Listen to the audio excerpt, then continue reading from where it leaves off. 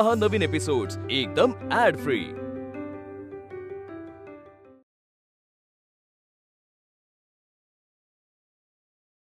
शिक्षण एक धारदार हत्यार आहे।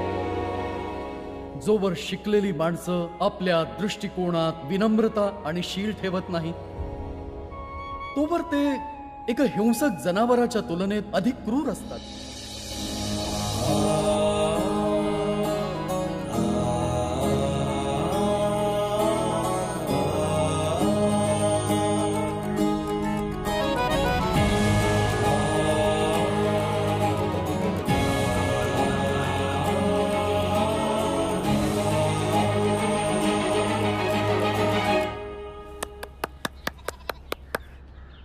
छान धावतोस भीम, ये थोडा आराम कर, परत धावायचंय ना, बस। तू बघशील, तू अभ्यासात पण पुढे असशील आणि धावण्यात पण।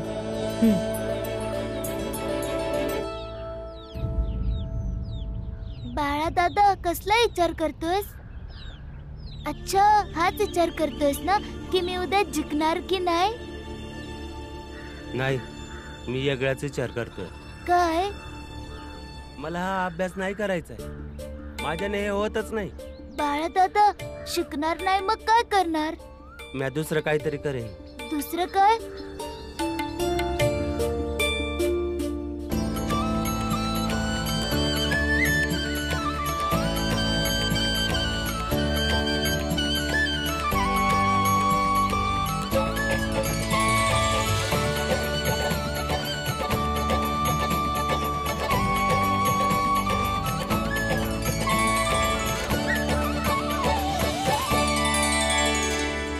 चल उठ, तू धाव।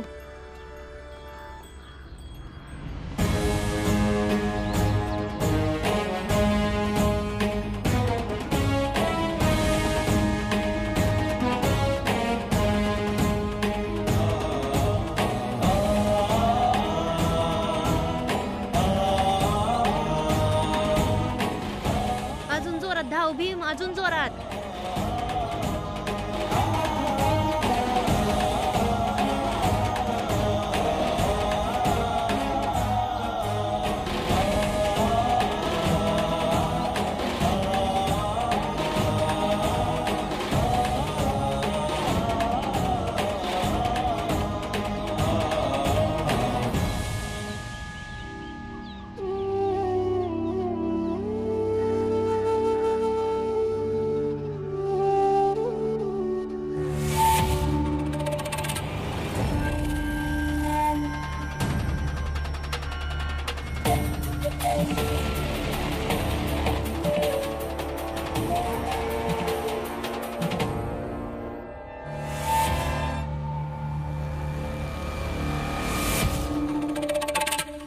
मुंशीजी, ए थांब थांब, तू इथं।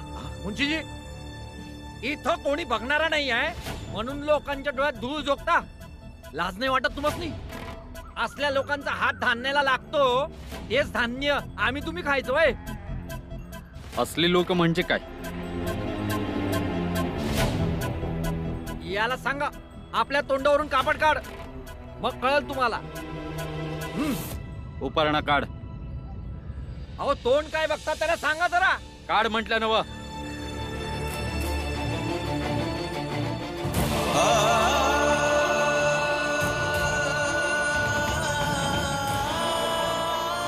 ओळखलत का मुंशीजी?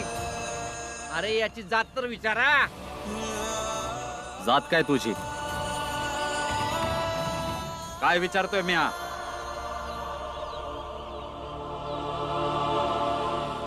गोविंद, कोणत्या जातीचा आहे हा? गरीब जातीचा आहे मालक। गरीब जात? मुंशीजी, गरीब गरीब काही नाही, हा तोच आहे ज्याच्या मुलांनी सोनार काका सोबत वादविवाद घातला होता।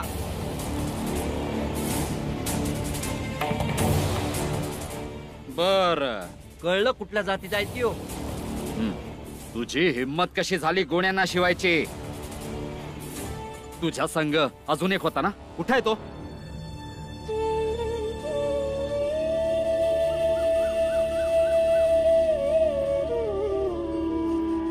इथेच आहे मी. तू या सगळ्या मंदी काम करतोयस? एवढी हिम्मत तुम्हा लोकांची? कशी कशी लोक घेऊन आलायस इथं? हे अस्पृश्य असल्याचा विचार येतो की नाही? हीच माणसं जेव्हा शेतात राबतात तेव्हा छूताछूत नाही वाटत. आता पोते उचलले तर छूताछूत वाटतंय. अरे शेतामंदी धान्यावरती साल असतात, पण साल निघून गेल्यावर धान्य शुद्ध होतं. समजताय का? हे तुमचं बोलणं काय माझ्या डोक्यात जात नाही. तुम्ही काहीतरी शब्दांचा वेगळाच विपर्यास करता कड्या. आणि तुम्ही दोघं निघायतून परत पाय ठेवायचा नाही इथं. थांबा. जर हे दोघं बी इथं काम करणार नसतील तर आमच्यापैकी कोणी बी इथं काम नाही करणार.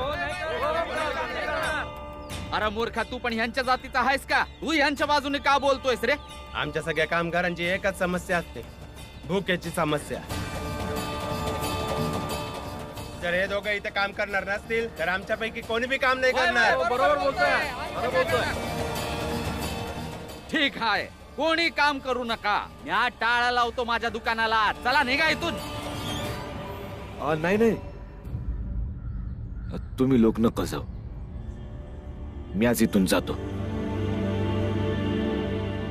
पण ऐकून जरा बरं वाटलं. भुकीची पण जमात असते आणि ती आपली आहे.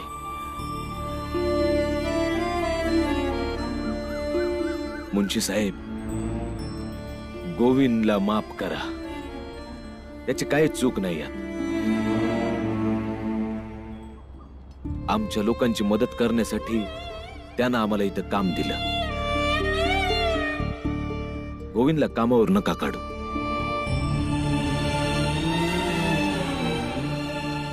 आम्ही इथनं जातो. पुन्हा इकडं कधीच नाही येणार. चला जा, आपलं आपलं काम करा. रामजी, हा आम्हाला माफ करा. गोविंद भाऊ, तुम्ही आमच्यासाठी उगा स्वतःचं नुकसान नका करू. आता उगा चढवू नका. आम्हाला इथनं जाऊ द्या. रामजी, तुमच्या म्हणण्यानुसार मी माझ्या पोराला शाळेत पाठवतोय आणि आज तो शाळेत गेलाय. बरोबर केलंस. मुलांच्या शिक्षणासाठी स्वतःला विकावं जरी लागलं ना तरी विकून टाक. कारण त्यांचं शिक्षण आपल्याला नरकातून बाहेर काढू शकतं.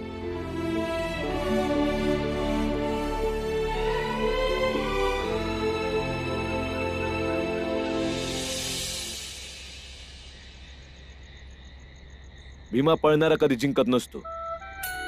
जिंकतो तर तोच जो जिंकण्यासाठी पळतो. जर तुला जिंकण्यासाठी पळायचं असेल तर तुझ्या पायांना सांग वाऱ्यासोबत बोलायला. एक पाऊल जमिनीवर पडेल तर दुसरं पाऊल हवेत उडेल. बस हजारोंच्या गर्दीत घुसून बी आपली ताकद दाखवायची असेल तर दाखव. समज तू एक बंदुकीची गोळी आहेस.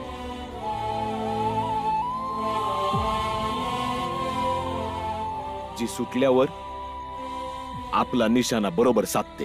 वय बाबा, मी एक बंदुकीची गोळी आहे. सरळ जाऊन निशाणा साधणार आहे.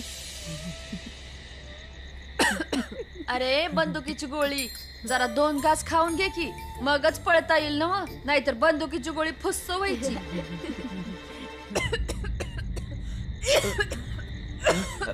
आई, माई सावकाश, जा आराम कर. जा बाळा, आईला औषध दे. तू भरव त्याला. जा लवकर जा. वय वय. सावकाश.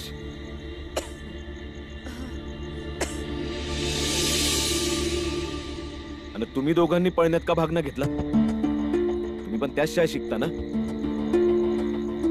बाबा, एक म्हणजे ते आम्हाला धावच देणार नाहीयेत आणि दुसरं म्हणजे आम्हाला धावायला आवडतच नाही, जसं भीमला आवडतं. हे बघ बाळा, रुची नाही तर मी तुम्हाला जबरदस्ती नाही करणार. पण जर ते तुम्हाला सोबत पळू देत नसतील मग त्यांच्या बाजूने पळा. त्यांच्यापेक्षा वेगानं पळा. ज्या दिवशी तुम्ही वेगानं पळायला लागाल त्या दिवसापासून ते तुम्हाला स्पर्श करायचा प्रयत्न करतील.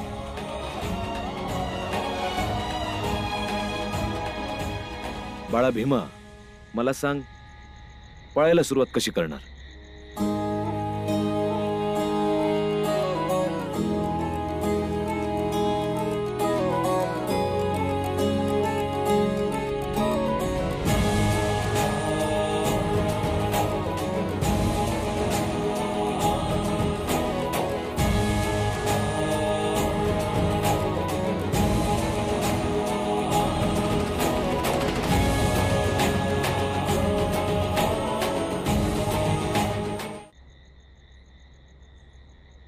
आई, औषध, पाणी.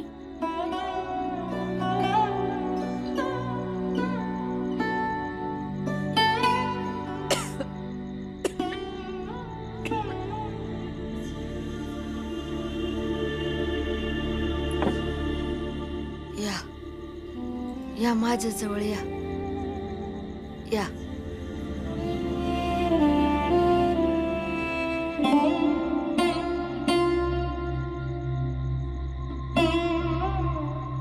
हे बघा,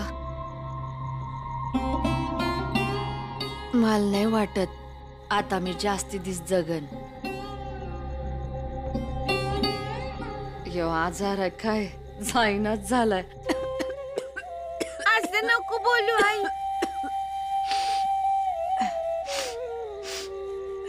बराबरच तर बोलते. येळच तशी आली. बरं ऐका, समजा मी मेलीच ना, तर भीमाला सांगा की त्याची आई त्याला वर्ण आभाळातून सकाळ संध्याकाळ बघते. आणि म्हणून त्याला समध्या खेळात जिंकावं लागल. अभ्यासात, लिहिण्यात, वाचण्यात, पळण्यात समध्यात जिंकावं लागल. सांगाल ना?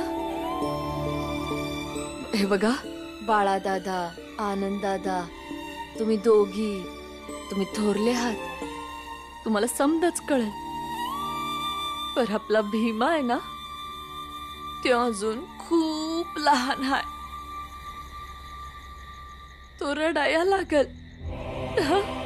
तो लय दुःखी बी होईल. आणि मला नाही चालायचं की माझं दुःख त्याच्या भविष्याची वाट अडवल. असं नको ना बोलू आई. तुला काय बी नाही व्हायचं. तुम्हाला ठाऊक आहे, जेव्हा मुली मोठ्या होत्यात ना, तेव्हा त्या आईच्या मैत्रिणी होतात.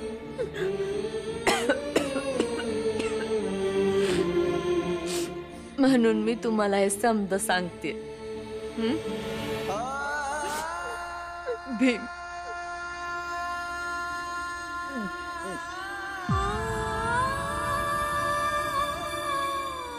आपल्या भीमाला मोठं व्हायला येळ तर लागल ना. तो पत्र मी आसन नसन, तेव्हा तुम्ही त्याला सांगा की त्याच्या आईला आधीपासूनच ठाऊक होत की तो लई मोठा माणूस होईल म्हणून. सांगाल ना व त्याला.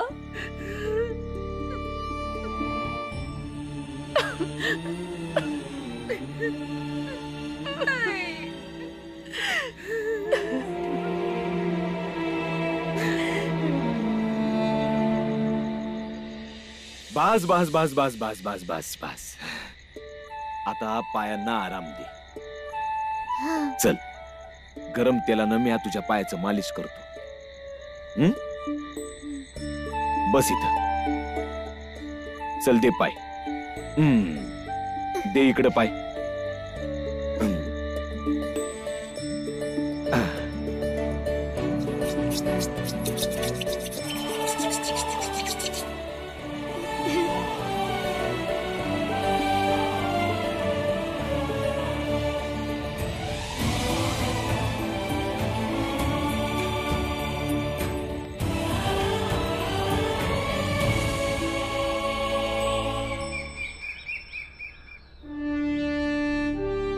आपल्या शाळेतून स्पर्धेत भाग घेणाऱ्या मुलांनो, सगळे रांगेवर जाऊन उभे राहा.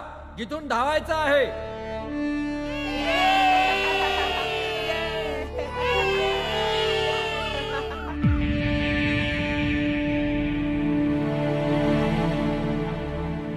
नमस्कार गुरुजी. नमस्कार.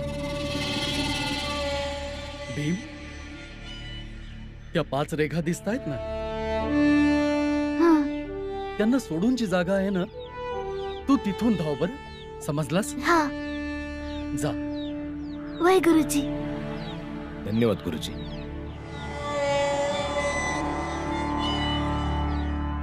हा मुलगा या स्पर्धेत भाग घेऊ शकत नाही. पीटी अध्यापकजी, जर सरकार दरबारी हे कळलं ना, तर आपल्यासाठी हे चांगलं होणार नाही. तसंही आम्ही समाजात त्यांना स्थान ठेवलं कुठे? जर आम्ही सोडलेल्या जागेत ते जागा बनवण्याचा प्रयत्न करतायत तर काय हरकत आहे? हे तुम्ही बरोबर नाही करताय. धावू द्या त्याला. जर तो धावून पराजित झाला तर त्याला जास्त वाईट वाटणार नाही, आणि तुम्हालाही ते बरं वाटेल ना.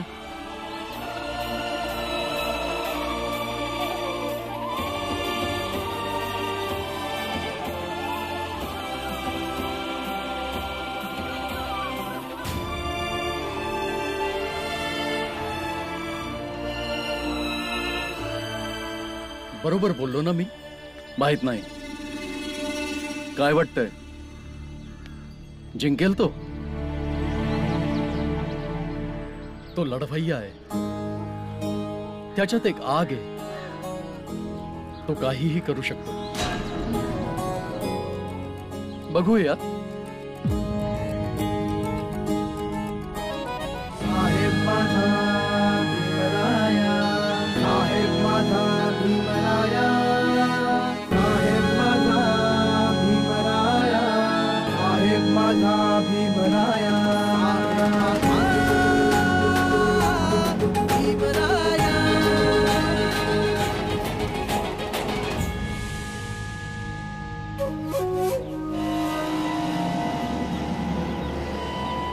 ह्यो आपल्या संघ धावणार आहे वय, पण ह्यो आपल्या संघ कसा धावू शकतो? याच काहीतरी करावं लागल.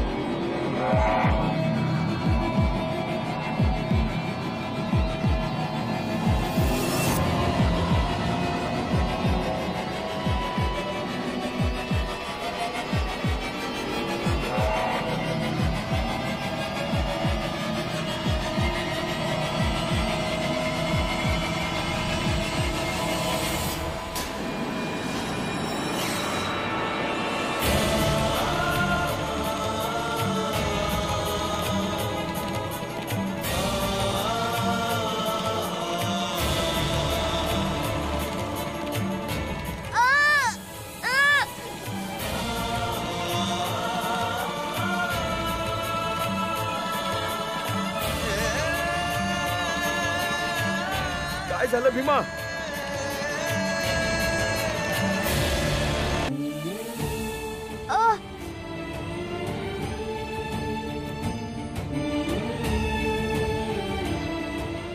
चला, पहिले 5 मुलं रांगेत उभे राहा.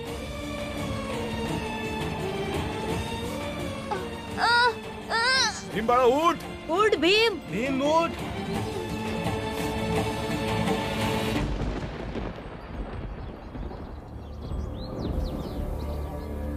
त्या इकडे. समज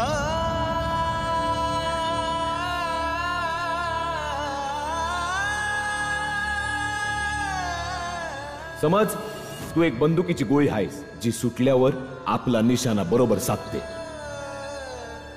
सगळ्यात वेगानं धावणाराच विजयी घोषित होतो. भीमबाळा तुला पळायचंय, उठ. भीम चल. भीमबाळा उठ, तुला पळायचंय, जिंकायचंय, उठ. आपल्या आपल्या स्थानावर.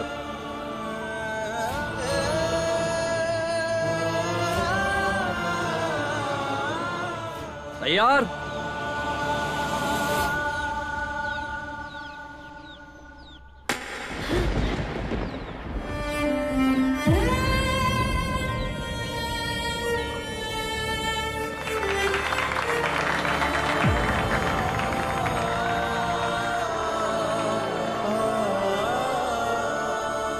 उठ ना भीम.